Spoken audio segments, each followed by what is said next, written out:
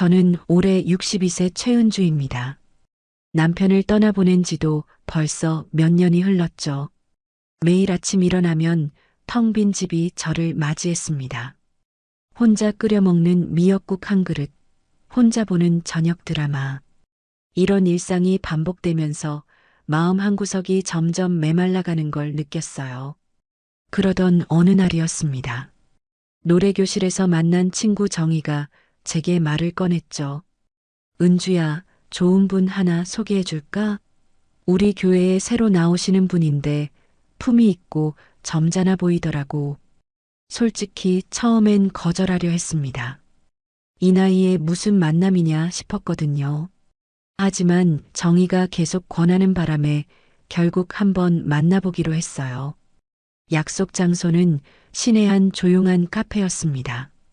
제가 먼저 도착해서 기다리고 있는데 문이 열리면서 한 남자분이 들어오셨어요. 키가 적당하고 머리는 반백이었지만 단정하게 빗어 넘기셨더라고요. 회색 정장을 깔끔하게 입고 손에는 고급스러운 가죽 가방을 들고 계셨습니다. 최은주 씨시죠? 저는 한기철입니다. 목소리도 차분하고 낮았어요. 악수를 건네는 손도 부드러웠고요. 앉아서 이야기를 나누는데 이분이 참 신사답더라고요. 저는 은행에서 35년간 근무하다가 작년에 퇴직했습니다. 자식들은 모두 독립했고 아내를 몇 년 전에 먼저 보냈어요. 기철 씨의 이야기를 듣다 보니 제 상황과 비슷했습니다. 같은 아픔을 겪은 사람이라는 생각에 마음이 한결 편해졌어요. 요즘 혼자 지내시느라 힘드시죠? 저도 그래서 이렇게 나와봅니다. 그 말에 가슴이 뭉클했습니다. 정말 오랜만에 누군가 제 마음을 이해한다는 느낌이었거든요. 커피를 마시며 이런저런 이야기를 나누는데 시간 가는 줄 모르겠더라고요. 클래식 음악 좋아하세요? 다음 주에 예술이전당에서 좋은 공연이 있던데 함께 가보시겠어요? 기철 씨가 제안했을 때 제 마음이 두근거렸습니다. 언제적 일인지 기억도 안 나는 그런 설렘이었어요. 62세가 된 지금도 이런 감정을 느낄 수 있다니 신기했습니다. 집에 돌아가는 길에 거울을 보니 얼굴에 미소가 번지고 있더라고요. 한동안 잊고 살았던 여자로서의 감정이 다시 살아나는 것 같았습니다. 나도 아직 늦지 않았구나. 그날 밤 잠자리에 들면서 생각했어요. 아이들은 모두 자기 가정을 꾸리고 바쁘게 살고 있는데 저 혼자만 과거에 묶여서 살 필요는 없지 않을까요? 한 번뿐인 인생, 나도 행복할 자격이 있다고 생각했습니다. 며칠 후 기철 씨에게서 연락이 왔습니다. 정말 예술이전당 공연을 함께 보자는 거였어요.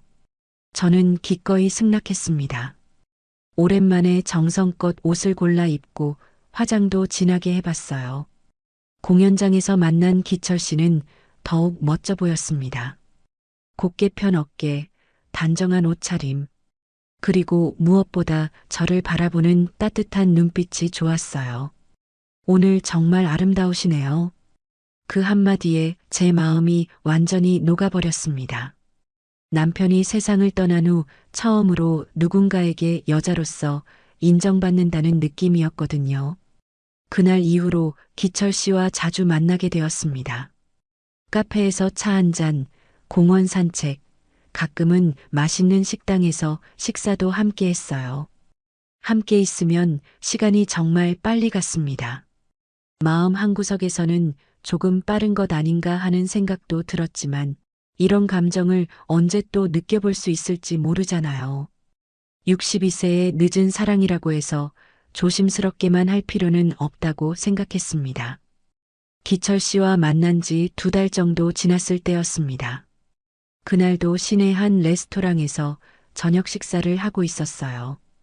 분위기 좋은 이탈리안 레스토랑이었는데 촛불이 은은하게 타오르고 클래식 음악이 잔잔하게 흘러나오더라고요.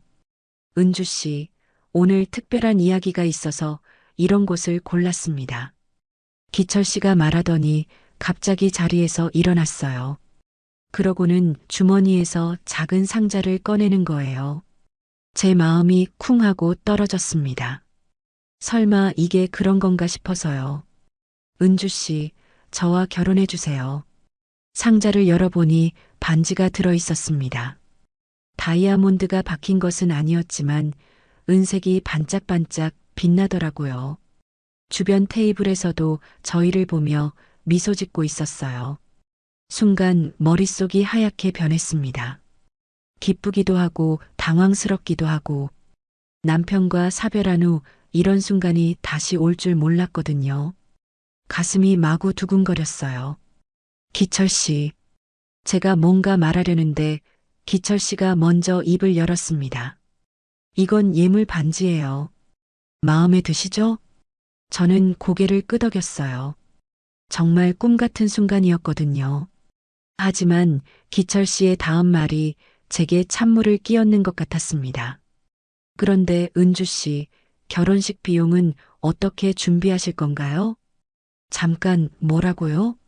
방금 프로포즈를 받은 감동이 채 가시지도 않았는데 갑자기 돈 이야기가 나오니까 어리둥절했어요. 다른 테이블 사람들은 여전히 저희를 바라보며 흐뭇해하고 있는데 저만 혼자 얼음물에 빠진 것 같았습니다. 아, 그게. 제가 말을 더듬거리니까 기철 씨가 부드럽게 웃으며 말했어요. 아, 너무 갑작스럽게 말씀드린 것 같네요. 하지만 현실적인 문제도 생각해야 하지 않겠어요? 요즘 결혼식 비용이 만만치 않거든요. 기철 씨는 여전히 다정한 목소리였지만 뭔가 이상했어요. 방금 전까지 로맨틱했던 분위기가 갑자기 차갑게 식는 느낌이었습니다. 홀 웨딩으로 간소하게 해도 최소 몇백만 원은 들어가고 혼수도 준비해야 하고요. 저는 숟가락을 놓고 기철 씨를 바라봤어요. 이 사람이 지금 뭘 하고 있는 건지 이해가 안 됐습니다. 프로포즈와 동시에 제게 비용을 묻다니요. 마음 한구석에서 뭔가 불편한 감정이 올라왔어요. 하지만 곧바로 저 자신을 타일렀습니다. 아마 기철 씨도 실직 상황이라 부담스러워하는 거겠죠. 요즘 남자들도 경제적으로 힘든 시대니까요. 기철 씨도 퇴직하신 상황이니까 부담스러우시겠어요. 제가 이렇게 말하니까 기철 씨가 안도하는 표정을 지었습니다. 역시 은주 씨는 이해심이 많으시네요. 사실 퇴직금으로 생활하다 보니 큰 돈이 나가는 게 부담스럽기도 하고요. 그러면서도 한편으로는 이상했어요. 분명히 은행에서 35년 근무했다고 했는데 퇴직금이 그렇게 넉넉하지 않나 싶어서요. 하지만 사람마다 사정이 다르니까요. 그럼 우리 조촐하게 하면 되죠. 굳이 큰 결혼식 올릴 필요 없어요. 제가 이렇게 말하니까 기철 씨가 제 손을 잡더라고요. 고마워요, 은주 씨. 정말 현명하신 분이에요. 그때 기철 씨가 또 다른 이야기를 꺼냈습니다. 그런데 은주 씨 집은 어떻게 되나요? 전세인가요? 자가인가요? 또 재산 이야기네요. 저는 잠깐 멈칫했어요. 결혼을 앞둔 사람끼리 현실적인 이야기를 하는 건 당연하다고 생각했지만 뭔가 순서가 바뀐 것 같았거든요. 제가 작은 건물 하나 있어요. 1층은 상가이고 2층에서 살고 있습니다. 기철 씨의 눈이 순간 반짝였어요. 그 표정을 보니 마음이 또 불편해졌습니다. 아, 그렇구나. 그럼 월세 수입도 있으시겠네요? 네, 조금씩은요. 제가 대답하자 기철 씨가 환한 미소를 지었습니다. 그 미소가 왜 그렇게 어색하게 보였을까요? 은주 씨 같은 분을 만나서 정말 다행이에요. 저 같은 남자랑 결혼해 주신다니. 달콤한 말이었지만 뭔가 어색했어요. 마치 제 재산을 확인한 다음에 하는 말 같았거든요. 집에 돌아가는 길에 계속 생각했습니다. 결혼할 사람이니까 서로의 경제 상황을 알고 싶어 하는 게 이상한 건 아니겠죠. 하지만 프로포즈 하면서 바로 돈 이야기를 하는 게 조금은 성급한 것 같았어요. 그래도 저는 마음을 다잡았습니다. 이런 현실적인 문제도 결혼 전에 정리해야 하는 거니까요. 기철 씨도 나름대로 신중하게 생각하고 있는 거겠죠. 기철 씨와 결혼하기로 한 소식을 아이들에게 전했을 때의 반응을 지금도 잊을 수가 없어요. 먼저 딸 수정이에게 전화를 걸었습니다. 수정아, 엄마가 좋은 분 만났어. 결혼하기로 했다. 전화 너머로 수정이가 숨쉬는 소리만 들렸어요. 한참 후에야 목소리가 나왔습니다. 엄마, 갑자기 무슨 소리세요? 언제부터 만나셨어요? 두어 달 됐지. 한기철 씨라고 은행에서 퇴직하신 분이야. 2달 만에 결혼을 결정하셨다고요? 너무 성급한 거 아니에요? 수정이의 목소리에 당황스러움이 묻어났어요. 간호사로 일하면서 많은 사람을 봐온 딸이라 그런지 직감적으로 뭔가 이상하다는 걸 느끼는 것 같았습니다. 수정아, 엄마도 이제 62살이야. 언제까지 혼자 살 수는 없잖니. 그렇다고 해도 너무 빨라요. 그분에 대해서 제대로 알아보기나 하셨어요? 제가 전화를 끊고 나서 바로 도연이에게도 연락했습니다. 아들의 반응은 더욱 차가웠어요. 엄마, 정신 차리세요. 요즘 그런 사기꾼들이 얼마나 많은데요. 야, 도연아. 엄마를 뭘로 보고 그런 말을 하니? 엄마가 세상 물정을 모르시잖아요. 특히 남자들 말에 잘 넘어가시고. 아들의 말이 가슴에 박혔습니다. 남편 없이 홀로 이 집안을 지켜온 제가 세상 물정을 모른다니요. 억울하면서도 화가 났어요. 며칠 후 일요일 저녁이었습니다. 문 밖에서 초인종이 울렸는데 나가보니 도연이가 서 있더라고요. 평소보다 표정이 심각했어요. 엄마, 들어가도 될까요? 거실에 앉은 도연이는 곧바로 본론을 꺼냈습니다. 엄마, 그 사람 집은 가봤어요? 아직은. 왜 그래? 은행 퇴직자라고 하는데 정말인지 확인해 봤어요? 도연이의 질문이 날카로웠어요. 건축사로 일하면서 여러 사람들을 만나다 보니 의심하는 눈이 생긴 모양이었습니다. 도연아, 엄마가 그렇게 어리석어 보여? 어리석다는 게 아니라 요즘 그런 결혼 사기가 너무 많다고요. 특히 나이 드신 여성분들을 노린다고 하던데. 그 말에 제 머리끝까지 화가 올라왔어요. 내 아들이 날 그렇게 바보 취급하다니. 그만해. 기철 씨는 그런 사람 아니야. 얼마나 점잖고 신사적인 분인데. 엄마, 그런 사람들이 더 위험하다고요. 겉보기에는 다 신사처럼 보이거든요. 너 지금 엄마 판단력을 무시하는 거야? 목소리가 점점 높아졌어요. 아들이 제 선택을 전혀 믿지 않는다는 게 너무 서러웠거든요. 그때 도연이가 휴대폰을 꺼내더니 뭔가를 보여줬어요. 엄마, 이거 보세요. 인터넷에서 찾아본 건데 한기철이라는 이름으로 사기당했다는 글이 있어요. 그게 같은 사람이라는 보장이 어디 있어? 동명이인일 수도 있잖아. 그래도 조심하는 게 좋지 않을까요? 만약 진짜 좋은 분이라면 시간을 두고 천천히 알아가도 되잖아요. 하지만 저는 도연이의 말을 듣고 싶지 않았어요. 남편이 세상을 떠난 후 얼마나 외로웠는지, 매일 밤 혼자 누워서 얼마나 쓸쓸했는지 아이들은 모르거든요. 도연아, 엄마 마음 몰라줘도 돼. 하지만 엄마 인생에 간섭하지는 마. 간섭이 아니라 걱정이에요, 엄마. 걱정이면 엄마가 행복해하는 모습을 보고 기뻐해줘야 하는 거 아니야? 그때 수정이도 집에 들어왔어요. 아마 도연이가 미리 연락한 모양이었습니다. 엄마, 저희가 왜 이러는지 아시죠? 엄마를 사랑하니까 그래요. 수정이가 제 손을 잡으며 말했어요. 그분과 만난 지 겨우 2달인데 결혼을 결정하시다니 너무 성급해 보여서요. 성급하다고 생각하는 건 너희들이고 엄마는 확신이 서는 걸. 무엇 때문에 확신이 서세요? 그분이 엄마를 진심으로 대해주거든. 외로운 엄마 마음을 누구보다 잘 이해해 주시고. 아이들의 표정이 안쓰러워졌어요. 하지만 저는 이미 마음을 정했습니다. 너희들은 각자 가정이 있고 바쁘게 살잖아.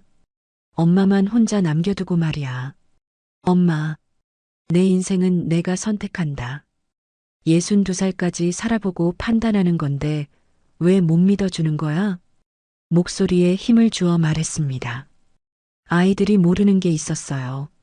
기철 씨와 함께 있을 때의 그 따뜻함, 누군가 제 이야기를 들어주는 그 고마움을 말입니다. 그래도 시간을 좀 더 두고 생각해 보세요. 도연이가 마지막으로 부탁했지만 제 마음은 이미 기울어져 있었어요. 아니야. 늦은 나이에 만난 사랑인데 무슨 시간을 더 둬. 기철 씨도 기다리고 계셔. 그날 밤 아이들이 돌아간 후 혼자 앉아서 생각했어요. 정말 내가 성급한 걸까? 하지만 곧 고개를 저었습니다. 이 외로움을 아이들은 모르거든요. 매일 밤 혼자 잠들 때의 그 공허함을요. 아이들과의 갈등 이후 며칠이 지났을 때였습니다. 기철 씨에게서 전화가 왔어요. 은주 씨, 아이들이 반대한다고 들었는데 괜찮으세요? 네, 처음에는 다들 그런 것 같아요. 시간이 지나면 이해해 줄 거예요. 그럼 다행이네요. 그런데 은주 씨, 저희 언제 혼인신고 할까요? 갑작스러운 제안에 저는 잠시 말문이 막혔어요. 벌써요? 조금 더 시간을 두고. 은주 씨, 저희 나이가 젊은 것도 아니고 너무 오래 끌 필요는 없지 않을까요? 아이들 눈치만 보다가 언제까지 기다릴 건가요? 기철 씨의 목소리에 살짝 조급함이 묻어났어요. 하지만 한편으로는 맞는 말이기도 했습니다. 이미 60대 중반인데 무엇을 더 기다린다는 건지요. 그렇긴 하지만 큰 결혼식 말고 조용히 시작합시다. 혼인신고만 먼저 하고 나중에 아이들이 마음을 열면 그때 가족 모임이라도 하고요. 기철 씨의 제안이 합리적으로 들렸어요. 굳이 성대한 결혼식을 올릴 나이도 아니고 아이들 반대 때문에 계속 미룰 수도 없는 노릇이잖아요. 알겠어요. 그럼 언제 할까요? 이번 주 금요일은 어떨까요? 구청 가서 간단히 신고만 하면 되니까요. 그렇게 해서 금요일 오전 저는 기철 씨와 함께 구청으로 향했습니다. 가는 길에 마음이 복잡했어요. 기쁘기도 하고 떨리기도 하고 한편으로는 아이들에게 미안하기도 하고요. 구청 민원실은 생각보다 한적했어요. 직원분이 친절하게 안내해 주셨습니다. 혼인신고서 작성하시고 신분증과 가족관계 증명서 준비해 주세요. 신고서를 작성하면서 손이 떨렸어요. 남편과 사별한 후 처음으로 다시 누군가의 배우자가 되는 순간이었거든요. 성함은 한기철, 생년월일은. 기철 씨가 차근차근 신고서를 작성하는 모습을 보니 이게 현실이라는 게 실감났습니다. 정말로 저희가 부부가 되는 거구나. 자, 도장 찍으시면 됩니다. 직원분의 안내에 따라 도장을 찍었어요. 탁 하고 도장이 찍히는 순간 마음 한구석이 뭉클했습니다. 축하합니다. 이제 정식 부부시네요. 직원분이 웃으며 말씀하셨어요. 기철 씨가 제 손을 잡으며 미소를 지었습니다.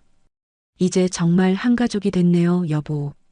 여보라는 호칭이 어색하면서도 새로웠어요. 오랜만에 듣는 말이라서 가슴이 따뜻해졌습니다. 구청을 나와서 기철 씨가 말했어요. 점심이라도 맛있는 걸로 먹을까요? 기념일인데. 좋아요. 저희는 근처 한정식집으로 갔습니다. 개인실로 안내받아서 둘이 조용히 식사를 했어요. 앞으로 잘 부탁드려요, 여보. 기철 씨가 술잔을 들며 말했습니다. 저도 잔을 들어 부딪혔어요. 저야말로요. 그런데 식사를 하는 중에 기철 씨의 휴대폰이 계속 울렸어요.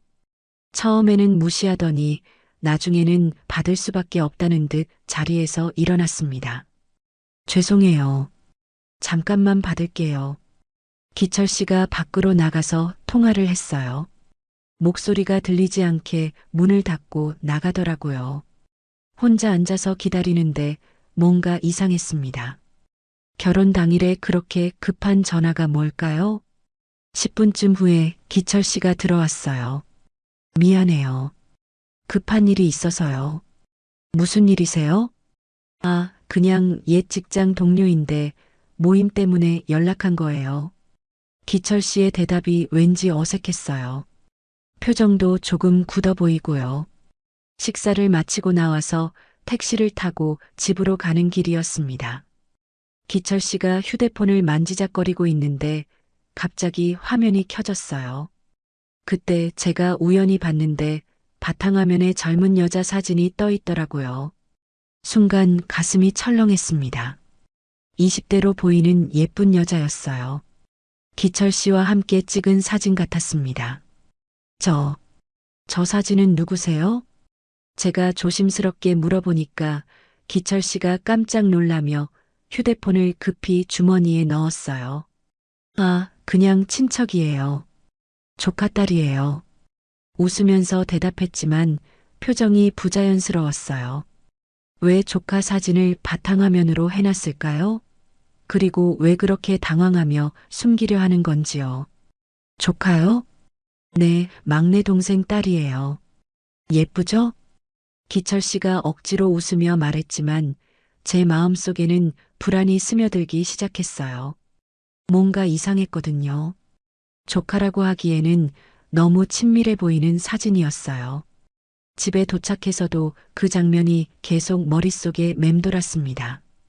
혼인신고를 한 당일에 이런 의혹이 생기다니요. 아이들 말이 맞았던 걸까요? 하지만 저는 애써 그런 생각을 떨쳐내려 했어요. 단순히 조카일 수도 있잖아요. 제가 너무 예민하게 반응하는 건 아닌가 싶었습니다. 그날 밤 잠자리에 들면서도 계속 그 여자 사진이 떠올랐어요.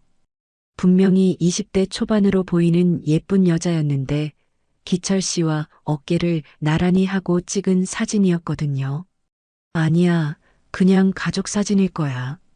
스스로를 달래봤지만 마음 한구석의 불안은 쉽게 가시지 않았습니다.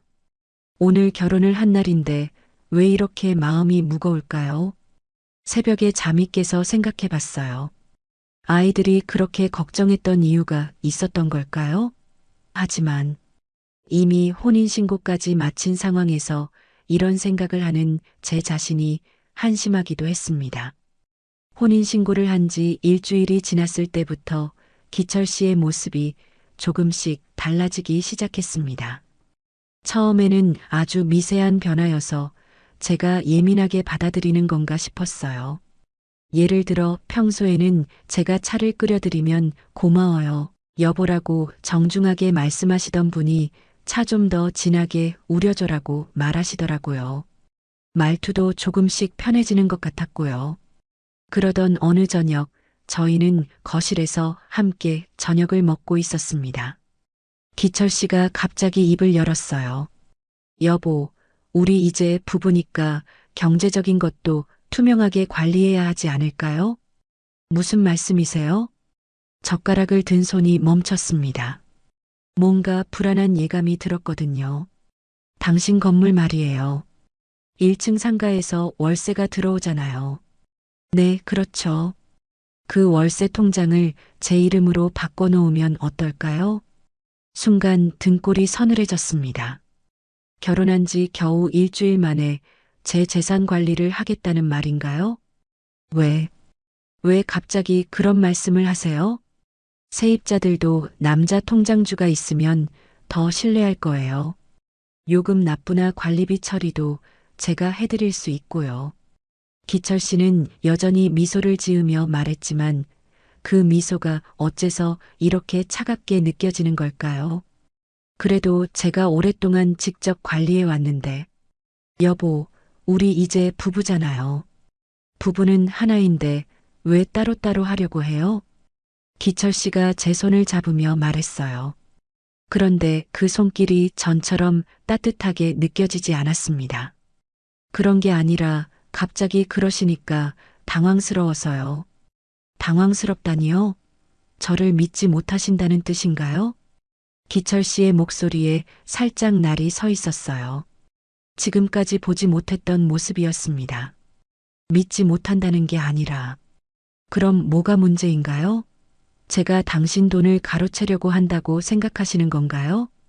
말은 웃으며 하고 있었지만 눈빛이 차가웠어요. 마치 제가 이상한 사람인 것처럼 말하더라고요. 아니에요. 그런 뜻이 아니라. 그럼 내일 은행 가서 같이 처리해요. 간단한 일인데 왜 이렇게 복잡하게 생각하세요? 기철 씨가 단호하게 말했습니다. 더 이상 부드러운 톤이 아니었어요. 마치 당연한 걸 왜 거부하느냐는 식이었습니다. 그날 밤 잠자리에서 계속 생각했어요. 정말 부부니까 그런 건가요? 아니면 아이들이 걱정했던 게 맞는 건가요?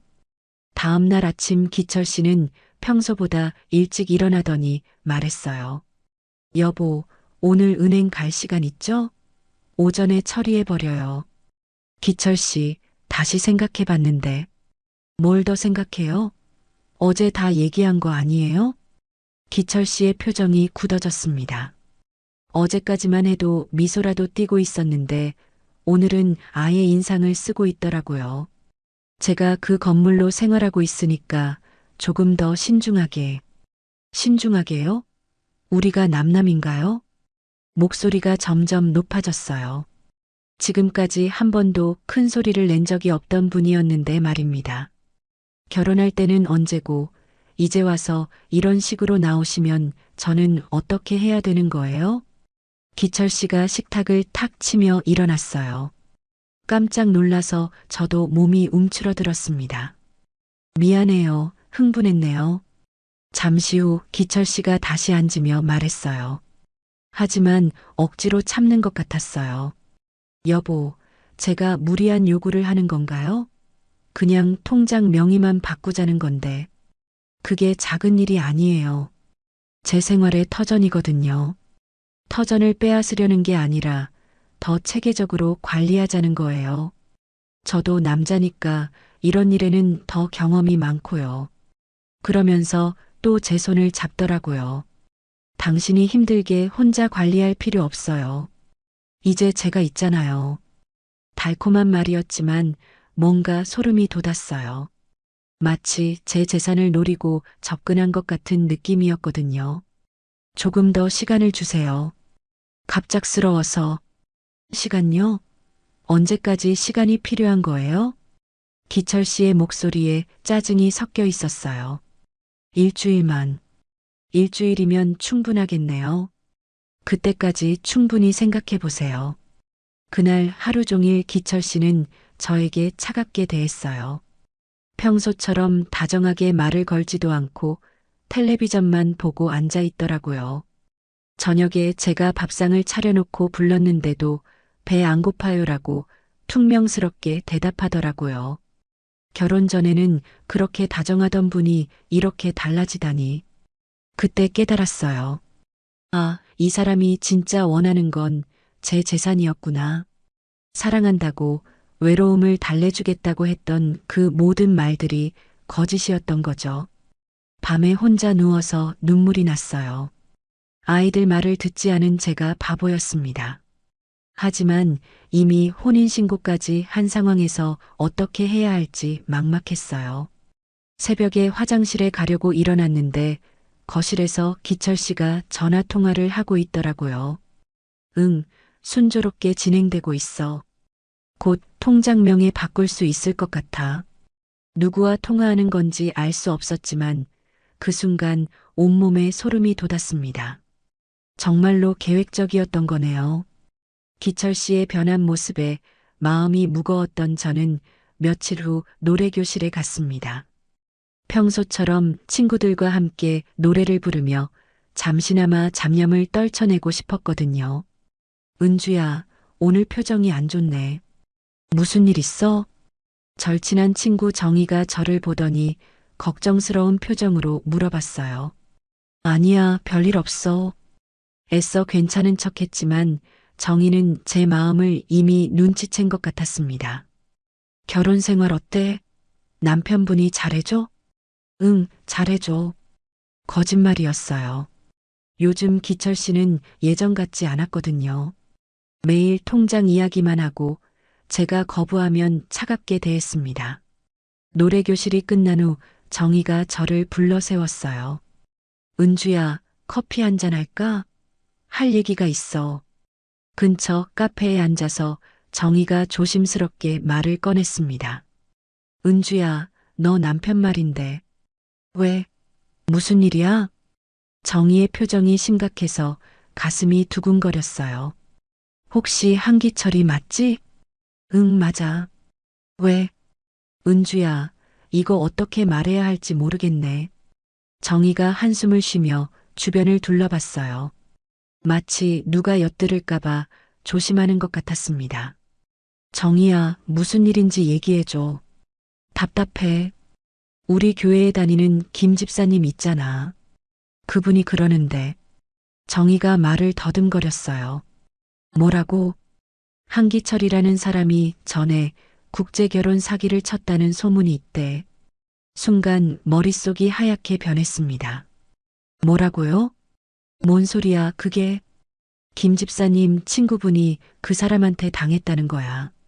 베트남 여자랑 결혼시켜준다고 해서 돈을 맡겼는데 그냥 사라져버렸대. 제 손이 떨리기 시작했어요. 커피잔을 들여다가 내려놓았습니다. 설마 동명이인 아닐까? 은주야, 나도 그러길 바라. 하지만 나이나 생김새 묘사가 너무 비슷해. 정희의 목소리가 점점 작아졌어요. 언제 일이래? 작년 일이래. 그것도 여러 명한테 그랬다는 소문이 있어. 가슴이 철렁 내려앉았습니다. 작년이라면 저와 만나기 바로 전이네요. 정확한 건 확인해 봐야겠지만 혹시 몰라서 얘기하는 거야. 너 걱정돼서. 정희가 제 손을 잡아줬어요. 하지만 제 마음은 이미 혼란스러워져 있었습니다. 그 김 집사님한테 자세히 물어볼 수 있어? 응, 물어볼게. 하지만 은주야, 너 괜찮아? 얼굴이 하얗게 됐어. 응, 괜찮아. 그냥 충격적이어서. 집에 돌아가는 길에 머릿속이 복잡했어요. 정말 기철 씨가 그런 사람일까요? 아니면 단순한 소문일까요? 집에 도착했을 때 기철 씨는 거실에서 텔레비전을 보고 있었어요. 다녀왔어요. 응. 시큰둥한 대답이었어요. 요즘 들어 인사조차 건성으로 받더라고요. 저녁을 준비하면서도 정희의 말이 계속 머릿속을 맴돌았습니다. 국제결혼 사기라니. 정말 그런 일이 가능한 건가요? 여보, 저녁 드세요.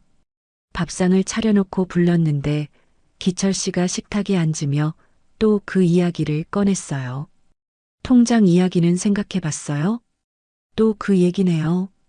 요즘 만나기만 하면 통장 이야기만 하는 것 같아요. 조금 더 시간이 뭐가 더 필요해요?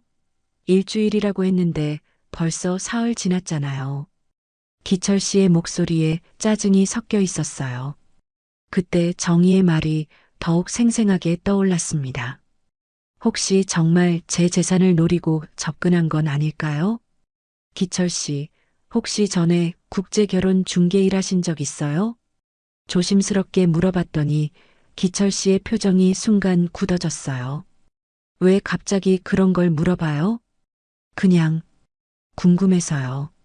없어요. 그런 거 한 적 없어요. 너무 빨리 부인하는 것 같았어요. 그리고 표정도 어색했고요. 은행에서만 일하셨죠? 당연히 그렇죠. 왜 자꾸 이상한 걸 물어봐요? 기철 씨가 젓가락을 탁 놓으며 말했어요. 누가 이상한 소리라도 했어요? 아니에요. 그냥, 그냥이 뭐예요? 분명히 누가 뭔가 말했을 거 아니에요. 기철 씨의 목소리가 점점 날카로워졌어요. 왜 이렇게 예민하게 반응하는 걸까요? 그날 밤 잠자리에서 계속 생각했어요. 정희의 말이 사실이라면? 정말 기철 씨가 결혼 사기꾼이라면? 하지만 한편으로는 믿고 싶지 않았어요. 그렇게 다정했던 분이 어떻게 그런 사람일 수 있을까요? 아마 근거 없는 소문일 거예요. 며칠 후 정희에게서 전화가 왔어요. 은주야, 김 집사님한테 자세히 물어봤어. 뭐래? 그분 친구가 직접 만난 사람이 맞는 것 같아. 키, 나이, 생김새가 다 일치해. 그리고 정희가 말을 잠깐 멈췄어요. 그리고 뭐? 은행 퇴직자라고 자기소개했다는 것도 똑같대. 온몸에 소름이 돋았습니다. 우연의 일치이기엔 너무 구체적이었어요. 정희야, 확실한 거야? 김 집사님이 그분 친구한테 사진까지 보여달라고 했는데 못 보여주겠다고 하더래. 너무 충격받아서 제 마음도 무너져 내렸어요. 정말 기철 씨가 그런 사람인 걸까요? 은주야, 조심해. 혹시 뭔가 이상한 일 있으면 바로 연락해. 전화를 끊고 나서 거울을 봤는데 제 얼굴이 창백해져 있었어요. 이제 어떻게 해야 할까요? 이미 결혼까지 한 상황에서 말입니다. 그때 기철 씨가 집에 들어왔어요. 다녀왔습니다. 평소보다 기분이 좋아 보였어요. 콧노래까지 부르고 있더라고요. 오늘 기분 좋으세요? 응, 좋은 일이 생겼어요. 무슨 좋은 일일까요? 제가 불안해하고 있는데 혼자만 좋은 기분이라니. 혼인신고를 한 지 정확히 한 달이 되던 날이었습니다. 그날 아침 기철 씨는 평소보다 더 기분이 좋아 보였어요.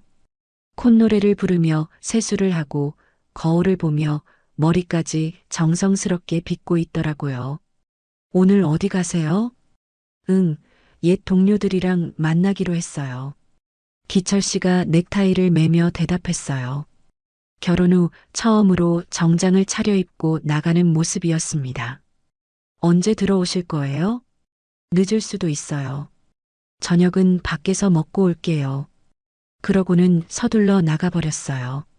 뭔가 급한 일이 있는 것 같았습니다. 혼자 남은 저는 집안일을 하며 시간을 보냈어요. 요즘 기철 씨가 계속 통장 이야기를 꺼내서 마음이 무거웠거든요. 아직 결정을 내리지 못한 상황이었습니다. 저녁 7시쯤 되니까 기철 씨에게서 전화가 왔어요. 여보, 지금 친구들이랑 있는데 조금 더 있다가 갈게요. 네, 천천히 하세요. 아, 그리고 내일 우리 은행 가야 하니까 준비해놔요. 또 통장 이야기네요. 저는 한숨이 나왔습니다. 밤 10시가 넘어서 기철 씨가 돌아왔어요. 술 냄새가 많이 났습니다. 취하셨네요. 괜찮으세요? 괜찮아요. 오늘 정말 좋은 하루였어요. 기철 씨가 비틀거리며 소파에 앉았어요. 평소에 술을 많이 마시지 않던 분인데 오늘은 많이 드신 것 같았습니다. 물 갖다 드릴게요. 고마워요, 여보. 물을 가져다 주고 나서 저는 먼저 잠자리에 들었어요. 기철 씨는 아직 거실에서 텔레비전을 보고 있더라고요. 새벽 2시쯤이었을 거예요. 소변이 마려워서 화장실에 가려고 일어났는데 거실에서 기철 씨가 전화 통화를 하고 있는 소리가 들렸어요. 목소리가 작아서 처음에는 잘 안 들렸는데 화장실 문을 열었을 때 갑자기 목소리가 커졌어요. 응, 이번 여자는 건물도 있으니까 최소 3억은 뺏어낼 수 있을 것 같아. 순간 귀를 의심했습니다. 뭐라고 했다고요? 한 달 동안 충분히 감정을 끌어올렸고 이제 슬슬 통장부터 넘겨받을 때가 됐어. 온몸이 얼어붙었어요. 3억? 뺏어낸다? 저를 두고 하는 말인가요? 걱정 마. 이런 할머니들은 외로우니까 금방 넘어가. 특히 이 여자는 딱 내 스타일이야. 순진하고 의심 없고. 할머니라고요? 순진하다고요? 제 다리에 힘이 빠졌습니다. 응, 통장명에 넘겨받으면 바로 돈 빼고 튀면 돼. 이번에도 완벽하게 성공할 거야. 화장실 벽에 손을 짚고 서 있는 제 자신을 발견했어요. 온몸이 떨려서 서 있을 수가 없었거든요. 전에 베트남 여자 소개해준다고 속인 것처럼 이번에도 쉽게 끝날 거야. 베트남 여자? 정희가 말한 그 국제결혼 사기 말인가요? 맞아. 나도 이 나이에 이런 일로 먹고 살 줄 몰랐지. 그래도 이게 가장 쉬운 돈벌이야. 제 머릿속이 하얗게 변했습니다. 모든 퍼즐 조각이 맞춰지는 순간이었어요. 다정했던 첫 만남, 급작스러운 프러포즈, 결혼식 비용 이야기, 휴대폰 속 여자 사진, 통장명의 변경 요구. 모든 것이 계획된 것이었던 거예요. 그래, 내일 은행 가서 통장 넘겨받으면 바로 시작이야. 이 여자 바보라서 의심도 안 해. 바보라고요? 저를 바보라고 하는 거예요? 눈물이 왈칵 쏟아졌습니다. 분노보다는 배신감이 더 컸어요. 정말 사랑한다고 생각했던 사람이 저를 이렇게 우습게 보고 있었다니. 응, 돈 빼면 바로 연락할게. 이번엔 정말 대박이야. 기철 씨가 전화를 끊는 소리가 들렸어요. 저는 조용히 화장실 문을 닫고 변기 뚜껑에 앉았습니다. 어떻게 해야 할지 모르겠어요. 이 사실을 어떻게 받아들여야 할까요? 남편이라고 믿었던 사람이 사실은 결혼 사기꾼이었다니. 62년을 살아오면서 이런 충격은 처음이었어요. 한참을 화장실에 앉아서 울었습니다. 억울하고 분하고 창피하기도 했어요. 아이들이 그렇게 말렸는데 제가 고집을 부렸잖아요. 10분쯤 지나서 조용히 나왔는데 기철 씨는 이미 잠들어 있었어요. 코를 골며 편안하게 자고 있더라고요. 어떻게 저런 일을 하고도 편히 잠들 수 있는 건지 이해가 안 됐습니다. 침대에 누워서도 잠이 안 왔어요. 머릿속에서 기철 씨의 목소리가 계속 맴돌았거든요. 3억은 뺏어낼 수 있을 것 같아. 이런 할머니들은 외로우니까 금방 넘어가. 순진하고 의심 없고 바보라서 의심도 안 해. 그동안 얼마나 우스꽝스러웠을까요? 기철 씨가 다정하게 대할 때마다 혼자 행복해했던 제 모습이 얼마나 한심했을까요? 새벽 5시가 되도록 잠을 이룰 수 없었어요. 옆에서 잠든 기철 씨를 보니 이 사람이 낯설어 보였습니다. 어떻게 이렇게 완벽하게 속일 수 있을까요? 그때 결심했어요. 더 이상 당할 수는 없다고. 제가 바보같이 당하고만 있을 수는 없다고. 아침에 일어나서 기철 씨가 세수하는 소리를 들으며 생각했습니다. 오늘 은행에 가자고 하겠지만 절대 따라가면 안 되겠어요. 하지만 어떻게 해야 할지는 막막했습니다. 혼인신고까지 한 상황에서 어떻게 벗어날 수 있을까요? 그리고 이미 너무 많은 정보를 알려준 건 아닐까요? 가슴이 답답하고 머리가 아팠어요. 한 달 전만 해도 행복한 재혼을 꿈꿨는데 이제는 어떻게 살아야 할지 모르겠습니다. 정말로 날벼락이 따로 없었어요. 그 충격적인 새벽 이후 저는 어떻게 해야 할지 몰라 하루 종일 집에만 있었어요. 기철 씨는 오전에 일어나서 오늘 은행 가자고 했지만 저는 몸이 아프다며 핑계를 댔습니다. 내일은 꼭 가야 해요. 기철 씨가 짜증스러운 표정으로 말하고 나갔어요. 아마 친구들을 만나러 간 것 같았습니다. 혼자 남은 저는 떨리는 손으로 도연이에게 전화를 걸었어요. 엄마, 무슨 일이세요? 목소리가 이상해요. 도연아, 엄마가 정말 바보였어. 엄마, 무슨 일인지 말씀해 보세요. 그 사람이 기철 씨가 사기꾼이었어. 어젯밤에 전화 통화하는 걸 들었는데 내 돈을 노리고 접근한 거였어. 전화 너머로 도연이가 한숨을 쉬는 소리가 들렸어요. 엄마, 지금 어디세요? 제가 바로 갈게요. 집에 있어. 그 사람은 나갔고 절대 문 열어주지 마세요. 제가 수정이랑 같이 갈 테니까 기다리세요. 1시간 후 아이들이 달려왔어요. 제 얼굴을 본 수정이가 깜짝 놀라더라고요. 엄마, 많이 상하셨구나. 괜찮아요? 미안해. 너희들 말을 듣지 않아서. 눈물이 또 쏟아졌습니다. 아이들 앞에서 이렇게 우는 게 창피했지만 참을 수가 없었어요. 엄마, 울지 마세요. 이제 우리가 도와드릴게요. 도연이가 제 어깨를 토닥이며 말했어요. 정확히 어떤 이야기를 들으셨어요? 제가 어젯밤에 들은 통화 내용을 자세히 말해줬습니다. 3억을 뺏어낼 수 있다는 말, 할머니들은 외로워서 금방 넘어간다는 말, 바보라서 의심도 안 한다는 말까지요. 정말 나쁜 놈이네요. 엄마, 지금 당장 은행 가서 계좌 정리해야 해요. 하지만 그 사람이 돌아오기 전에 빨리 처리해야 해요. 수정이는 엄마 짐 싸고 저는 엄마랑 은행 다녀올게요. 도연이의 지시에 따라 급하게 움직였어요. 수정이가 제 옷가지와 필요한 물건들을 가방에 담는 동안 저는 도연이와 함께 은행으로 갔습니다. 계좌 비밀번호 바꾸고 새로운 통장으로 갈아타세요. 은행 직원에게 상황을 설명하니 친절하게 도와주더라고요. 다행히 기철 씨가 아직 제 계좌에 손댈 수 없었던 상황이었습니다. 엄마, 앞으로는 이 통장 정보 절대 누구에게도 알려주시면 안 돼요. 알겠어. 은행 업무를 마치고 집으로 돌아오니 기철 씨가 와 있었어요. 현관문 앞에 서서 초인종을 계속 누르고 있더라고요. 왜 문을 안 열어줘요? 열쇠도 안 맞고. 수정이가 미리 현관 비밀번호를 바꿔놨던 것 같아요. 기철 씨, 저희 이야기할 게 있어요. 도연이가 앞장서서 문을 열어줬어요. 누구세요?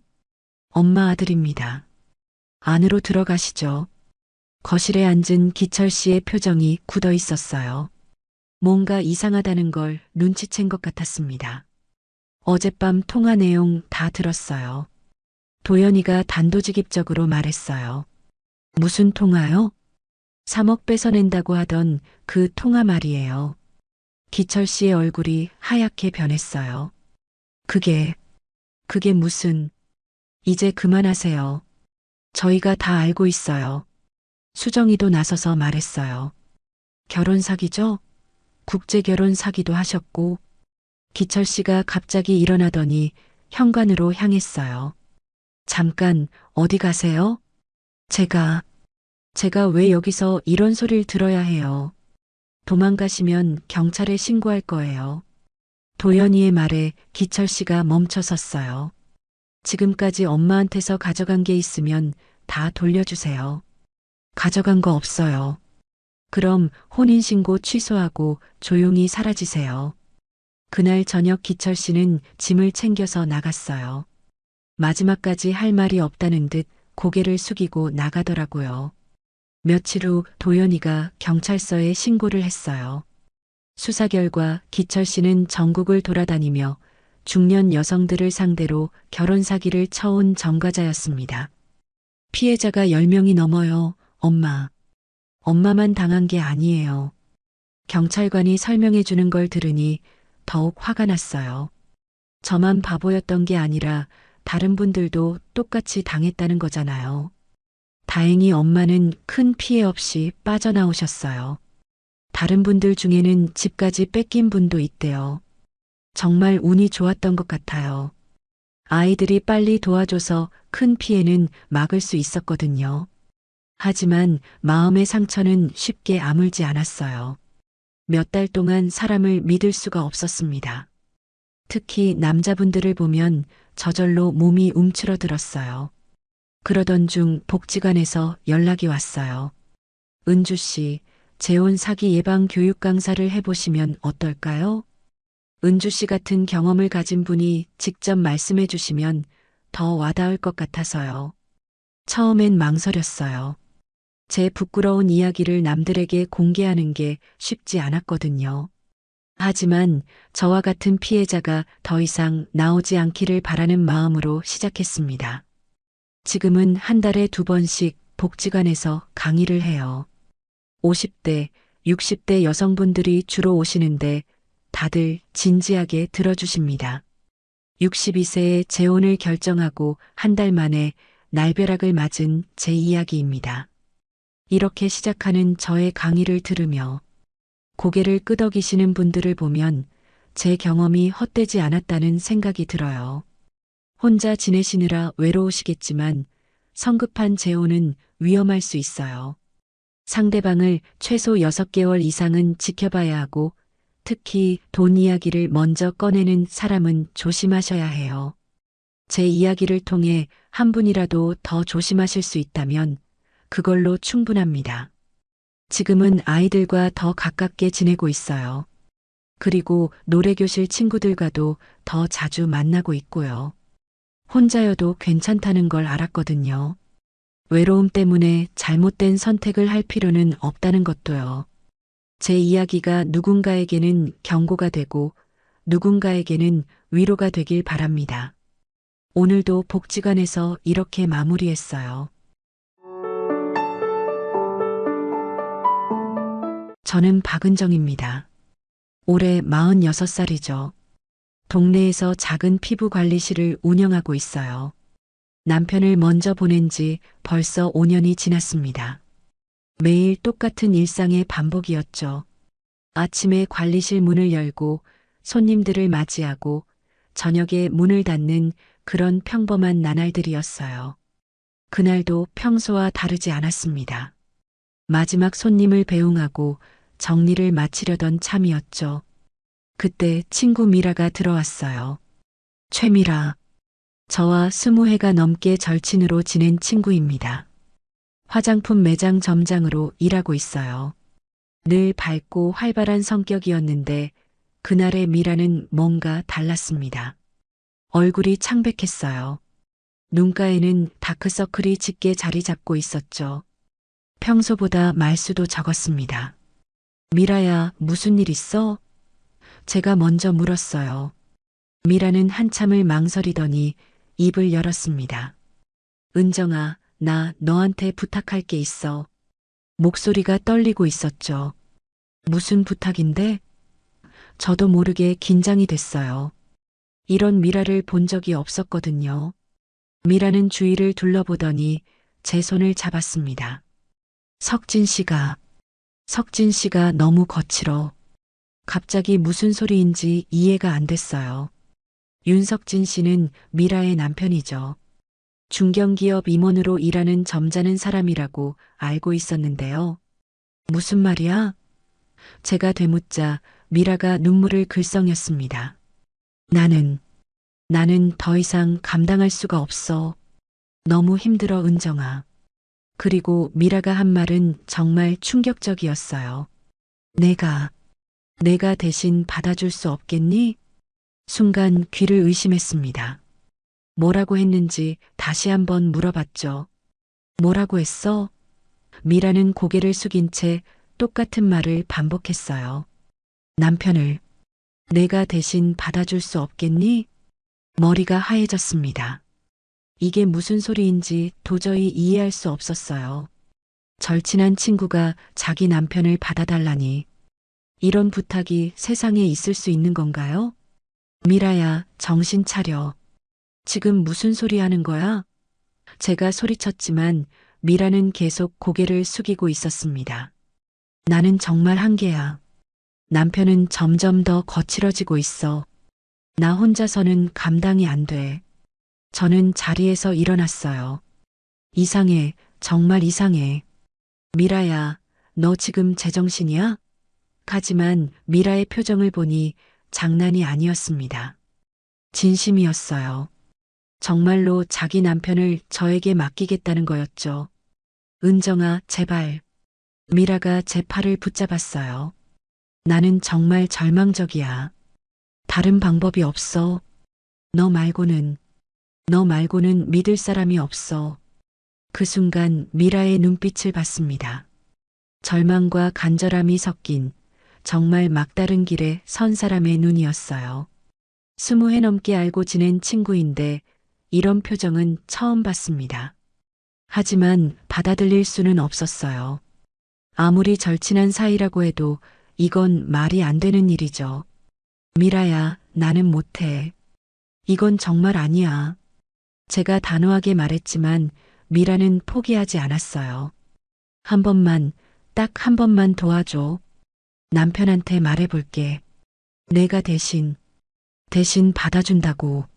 미라의 목소리는 점점 작아졌습니다. 마치 자기도 이게 말이 안 되는 부탁이라는 걸 알고 있는 것 같았어요. 저는 고개를 저었습니다. 안 돼, 절대 안 돼. 미라야, 다른 방법을 찾아봐. 상담을 받든지 아니면. 하지만 미라가 제 말을 끊었어요. 다른 방법은 다 써봤어. 정말 마지막 방법이야, 은정아. 미라가 제 앞에 무릎을 꿇었습니다. 정말 무릎을 꿇고 빌더라고요. 제발, 제발 도와줘. 그 모습을 보니 가슴이 아팠어요. 20회 넘게 알고 지낸 친구가 이렇게까지 하다니. 도대체 무슨 일이 있었던 걸까요? 석진 씨가 정말 그렇게 심한 사람이었나요? 미라야, 일어나. 이러지 마. 제가 미라를 일으켜 세웠어요. 눈물이 주르르 흘러내리더군요. 정말 다른 방법은 없는 거야? 미라는 고개를 저었습니다. 없어, 은정아. 정말 없어. 나는 이제 포기하고 싶어. 하지만 포기할 수도 없어. 남편 때문에 미치겠어. 그 순간 저도 모르게 미라를 안아줬어요. 떨리는 어깨를 느꼈습니다. 정말 절망적인 상황이구나 싶었죠. 하지만 그래도 이 부탁만큼은 들어줄 수 없었어요. 미라야, 시간을 좀 줘. 생각해 볼게. 결국 이렇게 말할 수밖에 없었습니다. 완전히 거절하기엔 미라가 너무 절망적이었거든요. 결국 그날 밤 저는 잠을 이루지 못했습니다. 미라의 간절한 눈빛이 계속 떠올랐어요. 하지만 동시에 이건 정말 말이 안 되는 일이라는 생각도 들었죠. 어떻게 친구의 남편을 제가 받아줄 수 있겠어요? 그날 이후로 사흘이 지났습니다. 저는 계속 미라의 부탁을 생각하고 있었어요. 아무래도 말이 안 되는 일이라는 결론에 도달했죠. 하지만 마음 한편으로는 친구의 절망적인 표정이 계속 떠올랐습니다. 목요일 오후였어요.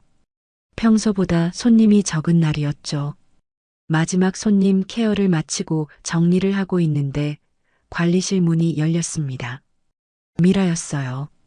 하지만 사흘 전보다 얼굴이 더 수척해져 있었습니다. 미라야, 어떻게 된 거야? 제가 깜짝 놀라서 물었어요. 눈 밑 다크서클은 더 짙어졌고 볼은 푹 꺼져 있었습니다. 마치 며칠 동안 제대로 먹지도 자지도 못한 것 같았어요. 은정아. 미라가 떨리는 목소리로 말을 시작했습니다. 나 정말 한계야. 어젯밤도 너무 힘들었어. 그때 대기실에서 소리가 났어요. 아, 깜빡했습니다. 김아주머니가 계셨죠. 제 단골 손님 중 한 분이에요. 다음 주 예약을 잡으러 오신 건데 아직 안 가셨나 봅니다. 미라야, 잠깐만. 제가 대기실 쪽을 힐끗 봤어요. 김아주머니가 잡지를 보고 계시더군요.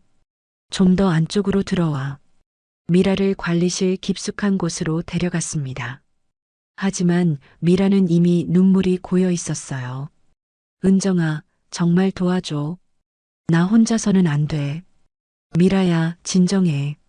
무슨 일이 있었는지 천천히 말해봐. 제가 미라의 어깨를 잡았지만 미라는 계속 떨고 있었습니다. 남편이 점점 더 심해져. 예전에는 그래도 말이 통했는데 이제는 미라가 말을 잇지 못했어요. 이제는 정말 무서워, 은정아. 그 순간 미라가 갑자기 제 앞에 무릎을 꿇었습니다. 정말 바닥에 무릎을 꿇고 빌더라고요. 제발, 제발 한 번만 도와줘. 나는 정말 죽을 것 같아. 미라야, 일어나. 제가 황급히 미라를 일으켜 세우려 했어요. 하지만 미라는 꿈쩍도 하지 않았습니다. 이러면 안 돼. 일어나. 안 일어나. 내가 도와준다고 할 때까지 안 일어나. 미라의 목소리에는 절망이 가득했습니다. 은정아, 너 말고는 정말 아무도 없어. 나를 도와줄 사람이 없다고. 그때였습니다. 대기실에서 의자가 움직이는 소리가 났어요. 김 아주머니가 무언가를 보려고 고개를 돌린 것 같았습니다. 심장이 쿵쾅거렸어요. 혹시 이 장면을 보신 건 아닐까요? 미라야, 일어나. 누가 봐. 제가 속삭였지만 미라는 계속 무릎을 꿇고 있었어요. 제발 은정아. 딱 한 번만. 정말 한 번만 도와줘.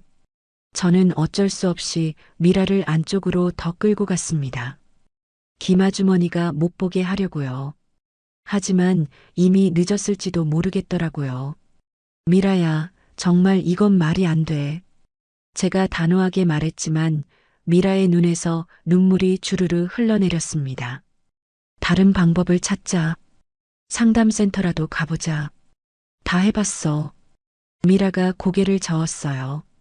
상담도 받아봤고 이혼도 생각해봤어. 하지만 남편이 절대 안 놔줘. 오히려 더 심해질까봐 무서워. 그 말을 듣고 나니 마음이 복잡해졌습니다. 정말 미라가 그렇게 절망적인 상황에 있는 건가요? 하지만 그렇다고 해서 제가 친구의 남편을 받아줄 수는 없는 일이죠. 은정아, 너는 혼자 살잖아. 그런 일에 대해서도 외로울 때가 있을 거 아니야. 미라가 갑자기 이상한 말을 했어요. 서로 도움이 되는 일일 수도 있어. 미라야, 그런 문제가 아니야. 제가 화를 냈습니다. 이건 정말 말이 안 되는 일이라고. 그때 대기실에서 김 아주머니 목소리가 들렸어요. 원장님, 저 그냥 갈게요. 문이 열리고 닫히는 소리가 났습니다. 저는 안도의 한숨을 쉬었어요. 다행히 김 아주머니가 가신 것 같았습니다. 하지만 혹시 아까 장면을 보신 건 아닐까 하는 불안감이 들었죠. 미라야, 일어나. 제가 다시 미라를 일으켜 세웠어요. 이제 김 아주머니도 가셨으니까 차분히 이야기해보자. 미라는 눈물을 닦으며 일어났습니다. 은정아, 나는 정말 간절해. 너 말고는 믿을 사람이 없어. 하지만 이건 제가 말을 멈췄어요. 미라의 표정이 너무 절망적이었거든요. 정말 마지막 희망이라는 듯한 눈빛이었습니다. 딱 한 번만 도와줘. 그 이후에는 절대 부탁하지 않을게. 미라가 제 손을 꼭 잡았어요.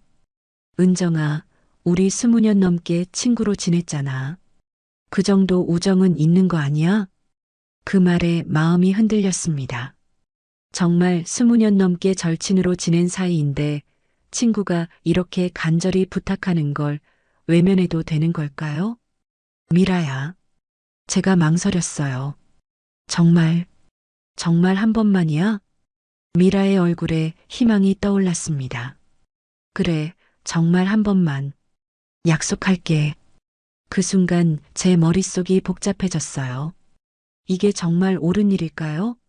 하지만 친구가 이렇게 절망하고 있는데 정말 외면해도 되는 걸까요? 생각해 볼게. 결국 이렇게 대답할 수밖에 없었습니다. 시간을 좀 줘, 미라야. 미라는 고개를 끄덕였어요. 고마워, 은정아. 정말 고마워. 하지만 미라가 나간 후에도 불안감은 계속됐습니다. 김 아주머니가 정말 아무것도 못 보신 걸까요? 혹시 이상한 소문이라도 나면 어떻게 하죠? 그날 밤 저는 잠을 이루지 못했습니다. 미라의 절망적인 표정이 계속 머릿속을 맴돌았어요. 20년 넘게 함께해온 친구인데 정말 외면해도 되는 걸까요? 하지만 동시에 이건 정말 말이 안 되는 일이라는 생각도 들었죠. 이틀 후 미라에게서 전화가 왔습니다. 은정아, 어떻게 생각해 봤어? 목소리가 떨리고 있었어요. 정말 간절하게 기다리고 있었나 봅니다. 미라야. 저는 한참을 망설였어요. 정말, 정말 한 번만이야? 그래, 약속할게. 정말 한 번만. 미라의 목소리에 안도감이 묻어났습니다. 고마워, 은정아. 정말 고마워. 하지만 조건이 있어. 제가 단호하게 말했어요. 정말 딱 한 번만이야. 그리고 이 일은 절대 누구에게도 말하면 안 돼. 당연하지.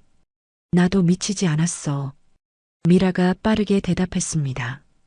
이번 주 토요일 어때? 남편이 집에 있을 거야. 토요일? 생각만 해도 심장이 뛰었어요. 정말 이런 일을 제가 할 수 있을까요? 하지만 이미 약속을 한 이상 어쩔 수 없었습니다.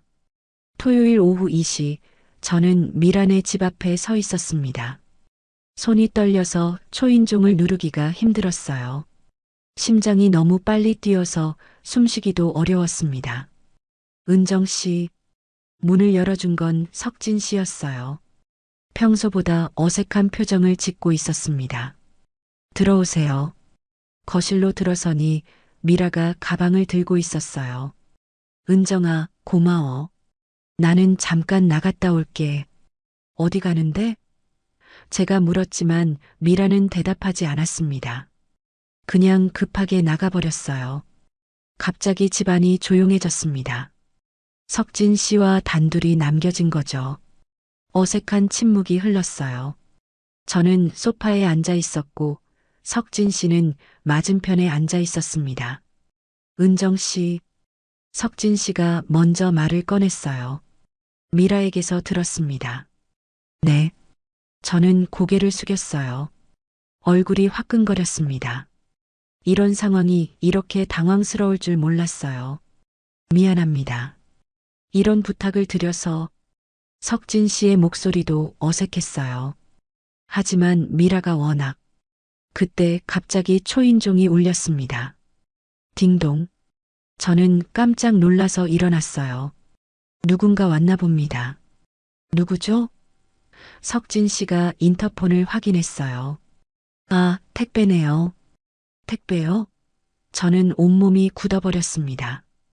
혹시 이 상황을 누가 보면 어떻게 하죠? 석진 씨와 제가 집에 단둘이 있는 걸 누가 알게 되면. 잠깐만요. 석진 씨가 현관으로 향했어요. 문이 열리는 소리가 들렸습니다. 택배 왔습니다. 택배 기사의 목소리였어요. 윤석진 씨 맞으시죠? 네, 맞습니다. 석진 씨가 대답했어요. 저는 거실 깊숙한 곳으로 몸을 숨겼습니다. 혹시라도 택배 기사가 저를 보면 안 되니까요. 손에 땀이 나고 있었어요. 여기 사인 부탁드립니다. 택배 기사가 말했어요. 사인하는 소리가 들렸습니다. 그리고 문이 닫히는 소리도 들렸어요. 다행히 택배 기사는 금방 갔나 봅니다. 석진 씨가 거실로 돌아왔어요. 택배였습니다. 별거 아니에요. 저는 안도의 한숨을 쉬었습니다. 정말 식은땀이 났어요. 이런 상황이 이렇게 긴장되는 줄 몰랐습니다. 은정 씨, 괜찮으세요? 석진 씨가 걱정스럽게 물었어요. 얼굴이 창백해 보이는데. 아니에요. 괜찮습니다. 저는 억지로 웃어봤어요. 하지만 마음은 전혀 괜찮지 않았습니다. 석진 씨가 제 옆에 앉았어요. 갑자기 거리가 가까워졌습니다. 미라가 정말 고생이 많았어요. 제가 너무 요구가 많았나 봅니다. 석진 씨, 저는 뭐라고 말해야 할지 몰랐어요. 이런 대화를 어떻게 해야 하는 거죠? 은정 씨도 힘드시겠지만 부탁드립니다. 석진 씨의 목소리가 낮아졌어요. 미라를 위해서라도.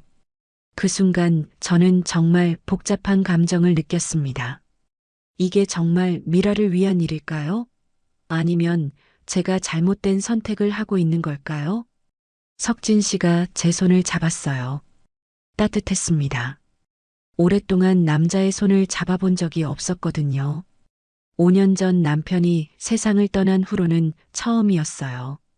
은정 씨, 석진 씨의 목소리가 더 가까워졌습니다. 저는 눈을 감았어요. 이게 정말 옳은 일인지 확신할 수 없었지만 이미 여기까지 온 이상 돌아갈 수는 없었습니다. 미라와의 약속도 있고요.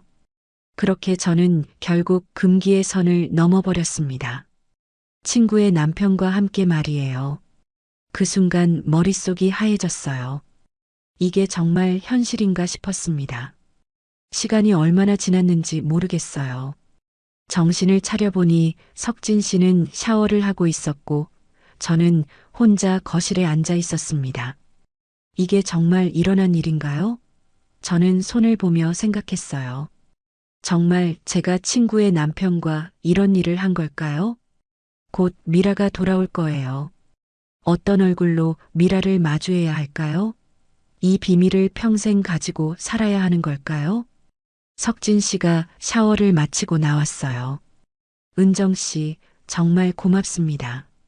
저는 대답할 수 없었어요. 너무 복잡한 감정이 들었거든요.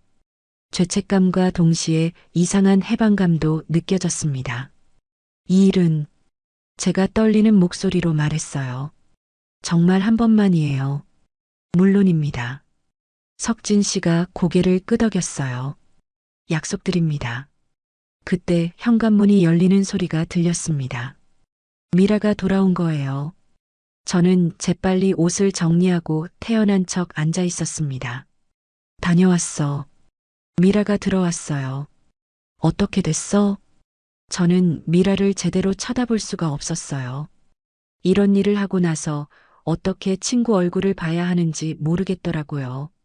그날 집에 돌아와서도 저는 잠을 이루지 못했습니다. 계속 그 일이 떠올랐어요. 정말 제가 한 일인가 싶었죠. 거울을 보니 평소와 다를 바 없는 제 얼굴이 있었지만 뭔가 달라진 것 같았어요. 일주일이 지났습니다. 미라와는 그 일 이후 연락을 하지 않았어요. 서로 어색했던 것 같습니다. 저는 이제 끝났다고 생각했어요. 약속대로 딱 한 번만 한 거니까 더 이상은 없을 거라고 안심했죠. 하지만 그 생각이 틀렸습니다. 다음 주 화요일 미라가 관리실로 찾아왔어요. 표정이 또 심각했습니다. 은정아, 미안해.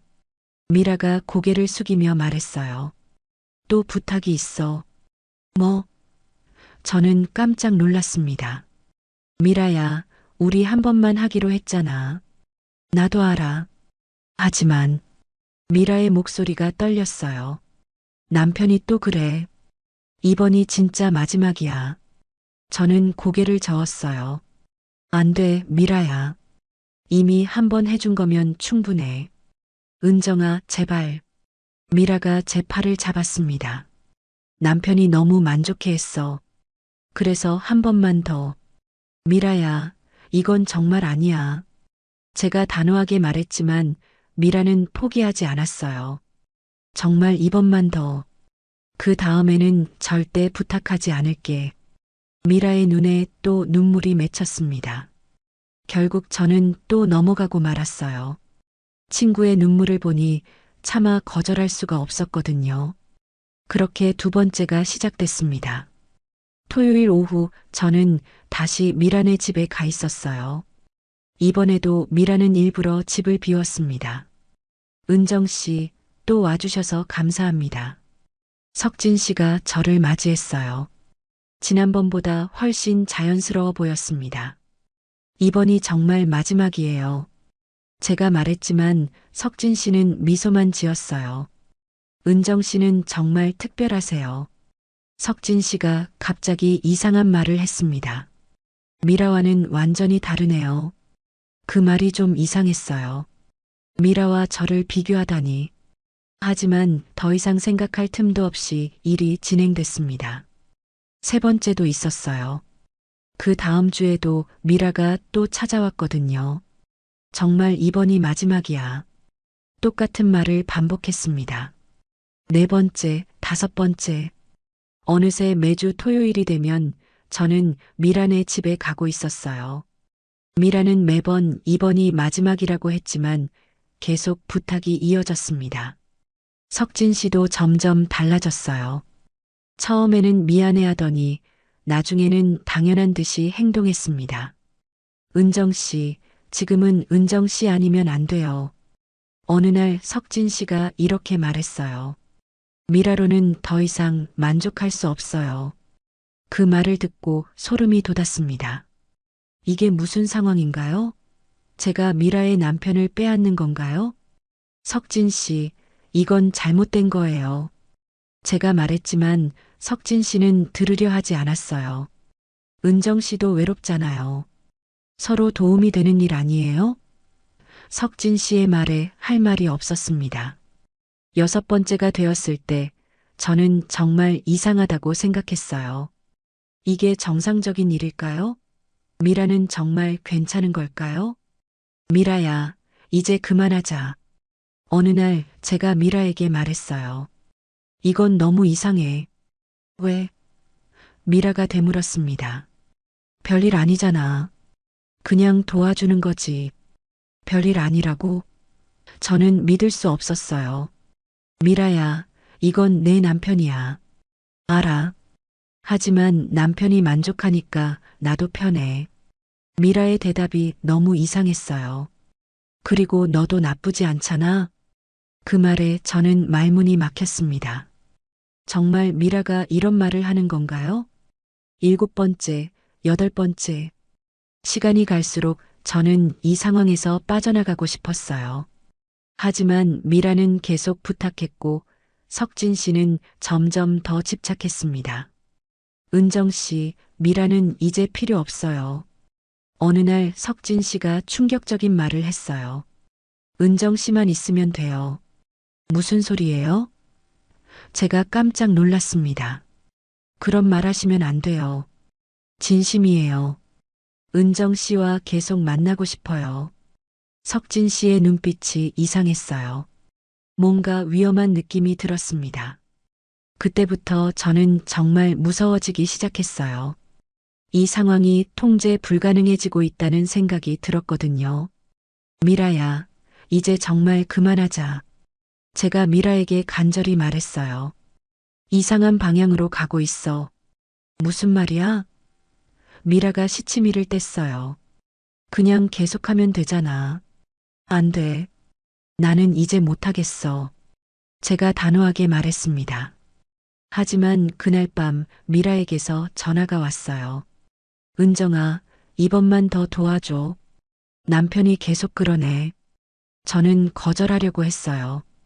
정말 이제 그만두고 싶었거든요. 미라야, 나는. 제발, 은정아. 너 없으면 난 어떻게 해? 미라의 목소리에 절박함이 묻어났어요. 또 그 목소리를 듣고 나니 마음이 약해졌습니다. 친구가 이렇게 부탁하는데 어떻게 거절하겠어요? 알겠어. 결국 저는 또 넘어가고 말았어요. 전화를 끊고 나서 거울을 봤습니다. 거기에는 제가 모르는 여자가 있었어요. 언제부터 제가 이런 사람이 된 걸까요? 이렇게 매주 토요일마다 똑같은 일이 반복됐습니다. 저는 빠져나가려고 할 때마다 미라의 전화에 다시 발목이 잡혔어요. 마치 덫에 걸린 것 같았습니다.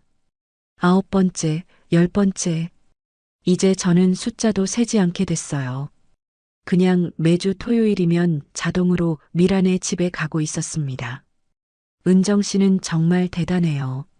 석진 씨가 어느 날 말했어요. 이렇게 헌신적인 여자는 처음 봐요. 헌신적이라고요? 저는 그 말이 이상했어요. 이게 헌신인가요? 아니면 그냥 잘못된 일인가요? 점점 경계가 모호해졌습니다. 이게 친구를 위한 일인지 아니면 제가 잘못된 길로 빠진 건지 알 수가 없었어요. 하지만 이미 너무 깊이 들어와서 돌아갈 수도 없는 상황이 되어버렸습니다. 11번째 토요일이었습니다. 이제 저는 이 상황에 어느 정도 익숙해져 있었어요. 아니, 익숙해졌다고 생각하고 싶었는지도 모르겠습니다. 매주 반복되는 일상이 되어버린 거죠. 그날도 평소와 같았어요. 미라는 집을 비웠고 저는 석진 씨와 단둘이 남았습니다. 하지만 뭔가 다른 점이 있었어요. 석진 씨가 평소보다 조금 더 긴장해 보였거든요. 석진 씨, 무슨 일 있으세요? 제가 물었어요. 표정이 좀 이상했거든요. 아니에요. 별일 없어요. 석진 씨가 대답했지만 목소리에 뭔가 불안함이 묻어 있었습니다. 그때 석진 씨의 휴대폰에서 알림음이 울렸어요. 문자 메시지가 온 것 같았습니다. 석진 씨가 급하게 휴대폰을 확인하더니 얼굴이 굳어졌어요. 누구예요? 제가 자연스럽게 물었습니다. 아, 그냥 회사 일이에요. 석진 씨가 얼버무렸어요. 하지만 표정이 너무 이상했습니다. 석진 씨가 화장실에 갔을 때였어요. 휴대폰을 테이블 위에 그대로 두고 간 거예요. 평소에는 항상 가지고 다니는데 말이죠. 저는 그냥 지나치려고 했어요. 남의 휴대폰을 볼 생각은 없었거든요. 하지만 화면이 켜져 있었고 메시지가 보였습니다. 호기심이 생겼어요. 누구에게서 온 메시지일까요? 석진 씨를 그렇게 긴장시킨 메시지가 뭘까요? 잠깐만 보자는 마음으로 휴대폰을 들었습니다. 그리고 화면을 봤는데 깜짝 놀랐어요. 거부하면 회사에 소문낼 거야. 이게 무슨 메시지인가요? 누가 석진 씨를 협박하고 있는 건가요? 보낸 사람을 확인해 보니 더 놀라웠어요. 세영이라고 되어 있었거든요. 김세영. 미라 매장에서 일하는 직원이었습니다. 저는 더 위로 올려서 대화 내용을 봤어요. 그리고 충격을 받았습니다. 언니, 이번 주도 만나야 하나요? 부장님이 싫다고 하면 정말 회사에 말할 거예요. 제발 그만해 주세요. 너무 힘들어요. 이게 무슨 내용인가요? 세영 씨가 석진 씨와 무슨 관계인 거죠?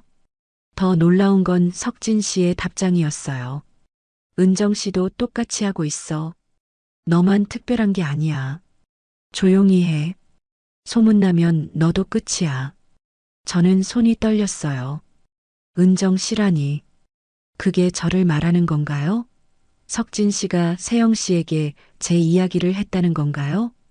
계속 대화를 읽어보니 더 충격적인 내용이 있었어요. 미라는 모르지? 당신이 나랑도 만나는 거. 당연하지. 미라는 바보야. 아무것도 모르고 있어. 세영이랑 은정이 둘 다 내 거야. 저는 휴대폰을 떨어뜨릴 뻔했어요. 이게 무슨 소리인가요? 세영 씨도 저와 같은 상황에 있다는 건가요? 더 위로 올려보니 더 끔찍한 내용들이 있었어요. 회사에서 혼자 남으면 사무실로 와. 거부하면 해고시킬 거야. 내 가족들도 알게 될 거야. 세영 씨를 협박하는 내용들이었어요. 그리고 세영 씨의 답장들은 절망적이었습니다. 제발 그만해 주세요. 이런 일 하기 싫어요. 가족들은 건드리지 말아주세요. 저는 온몸이 떨렸어요. 이게 무슨 상황인가요? 저는 미라를 도와준다고 생각했는데 실제로는 석진 씨의 여러 여자 중 하나였던 건가요? 화장실에서 물 내리는 소리가 들렸어요. 석진 씨가 나오고 있었습니다. 저는 급하게 휴대폰을 원래 자리에 놓았어요. 은정 씨, 뭐 하세요? 석진 씨가 나와서 물었습니다. 아, 아무것도 아니에요. 저는 태어난 척했지만 속으로는 엄청나게 동요하고 있었어요.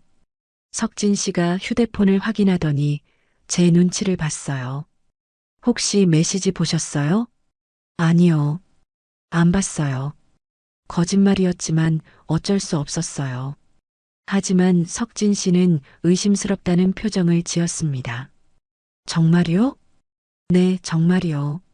저는 최대한 자연스럽게 대답했어요. 그날 일을 마치고 집에 돌아와서도 계속 그 메시지들이 떠올랐어요. 세영 씨도 저와 같은 상황에 있다니. 아니, 저보다 더 심한 상황인 것 같았어요. 저는 적어도 미라의 부탁으로 시작된 일이었지만 세영 씨는 완전히 협박을 당하고 있었거든요. 회사에서 상사와 부하 직원 사이의 권력 관계를 이용한 협박이었습니다. 그럼 저는 뭔가요? 정말 미라를 도와준 건가요? 아니면 저도 피해자인 건가요? 생각해보니 미라의 행동도 이상했어요. 처음에는 그렇게 절망적이었는데 나중에는 너무 태연했거든요. 마치 이 상황을 당연하게 받아들이는 것 같았어요. 혹시 미라도 알고 있는 건 아닐까요? 석진 씨가 세영 씨와도 만나고 있다는 걸 말이에요. 저는 잠을 이룰 수가 없었어요. 계속 그 메시지들이 머릿속에 맴돌았습니다. 특히 은정 씨도 똑같이 하고 있어라는 말이 계속 떠올랐어요. 저는 정말 세영 씨와 똑같은 상황에 있는 건가요? 저도 석진 씨의 피해자인 건가요? 다음 날 저는 미라에게 전화를 걸었어요. 확인하고 싶은 게 있었거든요. 미라야, 세영 씨 어때? 요즘 매장에서 일은 잘하고 있어? 세영이? 왜 갑자기 세영이 얘기야? 미라의 목소리에 뭔가 경계하는 느낌이 있었어요. 그냥 궁금해서. 별로 안 좋아 보여. 요즘 표정이 안 좋더라. 미라가 대답했어요. 왜 그런지 모르겠어. 저는 더 이상 물을 수가 없었어요.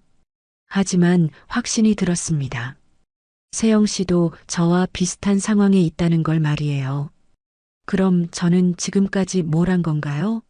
친구를 도운 게 아니라 석진 씨의 욕심에 이용당한 건가요? 저는 거울을 봤어요. 거기에는 제가 모르는 여자가 있었습니다. 언제부터 제가 이런 상황에 휘말린 건가요? 이제 진실을 알아야겠어요. 세영 씨를 직접 만나서 확인해 봐야겠습니다. 정말 저와 같은 상황인지 아니면 제가 착각하고 있는 건지 말이에요. 하지만 한 가지는 분명했어요. 지금까지 제가 알고 있던 모든 게 거짓이었다는 것 말입니다.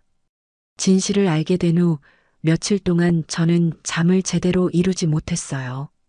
계속 그 메시지들이 머릿속에 맴돌았습니다. 세영 씨가 협박당하고 있다는 사실, 그리고 제가 여러 여자 중 하나에 불과했다는 현실이 너무 충격적이었어요. 이 상황을 미라와 이야기해야겠다고 생각했습니다. 아무래도 미라가 모르고 있을 가능성이 높았거든요. 친구로서 알려줘야 한다고 생각했어요. 목요일 저녁, 저는 미라에게 전화를 걸었습니다. 미라야, 시간 있어? 중요한 얘기가 있어. 뭔데? 전화로 하면 안 돼? 미라의 목소리가 피곤해 보였어요. 아니야, 직접 만나서 해야 할 얘기야. 제가 진지하게 말했습니다. 그럼 내일 관리실로 갈게. 미라가 대답했어요. 다음 날 오후 미라가 관리실로 왔습니다. 평소보다 표정이 어두워 보였어요. 뭔가 예감이 좋지 않다는 듯한 표정이었습니다. 무슨 얘기인데? 미라가 소파에 앉으며 물었어요. 저는 어떻게 시작해야 할지 망설였습니다. 이런 얘기를 어떻게 꺼내야 하는 걸까요? 미라야, 석진 씨에 대해서 얘기해야 할 게 있어. 제가 조심스럽게 말을 시작했어요. 석진이가 뭐? 미라의 표정이 경계하는 것으로 바뀌었습니다. 지난번에 우연히 석진 씨 휴대폰을 봤는데 저는 숨을 깊게 들이쉬었어요. 세영 씨와 메시지를 주고받고 있더라. 미라의 얼굴이 굳어졌습니다. 뭐라고? 석진 씨가 세영 씨를 협박하고 있어. 회사에서 권력을 이용해서. 제가 본 것을 그대로 설명했어요. 세영 씨도 우리와 같은 상황에 있는 것 같아. 그게 무슨 소리야? 미라가 일어났습니다. 은정아, 너 지금 뭐라고 하는 거야? 미라야, 진정해. 나도 충격이었어. 제가 미라를 진정시키려 했어요. 하지만 사실이야. 내가 직접 봤어. 그런데 미라의 반응이 이상했어요. 놀라는 것 같기보다는 화가 나 보였거든요. 은정아, 너 정말 그랬어? 남의 휴대폰을 몰래 봤다고? 미라의 목소리가 날카로워졌습니다. 아니야, 우연히 본 거야. 석진 씨가 화장실 갔을 때 제가 해명하려 했지만 미라는 들으려 하지 않았어요. 우연히? 정말 우연히? 미라가 제 앞으로 다가왔습니다. 은정아, 너 혹시 석진이에게 관심이 생긴 거 아니야? 뭐? 저는 깜짝 놀랐어요. 무슨 소리야, 미라야? 처음에는 마지못해 도와준다고 하더니 이제는 남편 휴대폰까지 뒤지고 있네. 미라의 목소리에 도끼가 서렸어요. 미라야, 오해야. 나는 정말. 제가 해명하려 했지만 미라는 계속 몰아붙였습니다. 오해? 정말 오해일까? 미라가 비웃었어요. 은정아, 솔직하게 말해봐. 석진이가 좋아진 거 아니야? 절대 아니야. 제가 소리쳤어요. 미라야, 내가 누구야? 20년 넘게 친구로 지낸 사이잖아. 20년? 그래, 20년이지. 미라의 눈에 눈물이 맺혔어요. 20년 동안 친구라고 믿었는데 이제 보니 내 남편을 노리고 있었네. 미라야, 정말 아니야. 나는 내가 부탁해서. 제가 절망적으로 말했지만 미라는 듣지 않았어요. 내가 부탁했다고? 그래, 처음에는 내가 부탁했지. 미라가 고개를 끄덕였어요. 하지만 그 이후에는 너도 즐기고 있었잖아. 즐기고 있었다고? 저는 믿을 수 없었어요. 미라야, 내가 얼마나 힘들었는지 알아? 힘들었다고? 그럼 왜 계속했어? 미라가 따져 물었어요. 내가 억지로 시킨 것도 아니잖아. 그 말에 저는 할 말이 없었어요. 정말로 왜 계속했을까요? 미라의 부탁 때문이었을까요? 아니면 정말 다른 이유가 있었을까요? 대답 못하지? 미라가 냉소적으로 웃었어요. 은정아, 인정해. 너도 석진이가 좋았던 거야. 아니야. 제가 다시 소리쳤지만 미라는 이미 확신에 차 있었어요. 그리고 이제는 세영이까지 끌어들여서 석진이를 완전히 빼앗으려고 하는 거지. 미라의 목소리가 더욱 독해졌습니다. 미라야, 정말 아니야. 세영 씨는 피해자라고. 제가 간절히 말했지만 미라는 믿지 않았어요. 피해자? 웃기지 마. 미라가 비웃었어요. 다들 석진이를 좋아하는 거잖아. 인정하라고. 미라야, 제발 냉정해져. 석진 씨가 세영 씨를 협박하고 있다고. 제가 다시 한번 설명하려 했어요. 협박? 미라가 어이없다는 표정을 지었어요. 은정아, 너 정말 석진이를 모르는구나. 석진이는 그런 사람이 아니야. 미라야. 저는 절망감을 느꼈어요. 미라가 전혀 믿으려 하지 않았거든요. 은정아, 너는 내 남편을 빼앗은 배신자야. 미라가 떨리는 목소리로 말했어요. 20년 우정이 이런 식으로 끝날 줄은 몰랐어. 그 말이 가슴에 비수처럼 박혔습니다. 배신자라니. 저는 정말 배신자인가요? 미라야, 오해야. 정말 오해라고. 제가 눈물을 흘리며 말했지만 미라는 돌아섰어요. 오해가 아니야. 이제 모든 게 명확해졌어. 미라가 문 쪽으로 향했습니다. 은정아, 우리 이제 끝이야. 미라야. 제가 불렀지만 미라는 뒤도 돌아보지 않았어요. 문이 쾅 닫히는 소리와 함께 미라가 나갔습니다. 저는 혼자 관리실에 남겨졌어요. 20년 우정이 이렇게 끝나는 건가요? 제가 정말 잘못한 건가요? 아니면 미라가 오해하고 있는 건가요? 저는 바닥에 주저앉았어요. 눈물이 계속 흘러내렸습니다. 억울함과 절망감이 밀려왔어요. 정말 제가 석진 씨를 좋아하게 된 건가요? 아니면 정말 미라를 도우려 했던 건가요? 이제는 저도 확신할 수 없었어요. 하지만 한 가지는 분명했습니다. 20년 우정이 산산조각 났다는 것 말이에요. 그리고 그 책임이 제게 있다는 느낌이 들었어요. 저는 거울을 봤어요. 거기에는 배신자라고 불린 여자가 있었습니다. 정말 제가 배신자인가요? 아니면 모든 게 오해인가요? 답을 찾을 수 없었어요. 다만 한 가지는 확실했습니다. 이제 모든 게 돌이킬 수 없게 되었다는 것 말이에요. 미라와의 관계가 끝난 후 일주일이 지났습니다. 저는 계속 혼자 고민하고 있었어요. 정말 제가 잘못한 건가요? 아니면 미라가 오해하고 있는 건가요? 답을 찾을 수 없었습니다. 하지만 한 가지는 분명했어요. 세영 씨의 상황을 확인해 봐야 한다는 것 말이죠.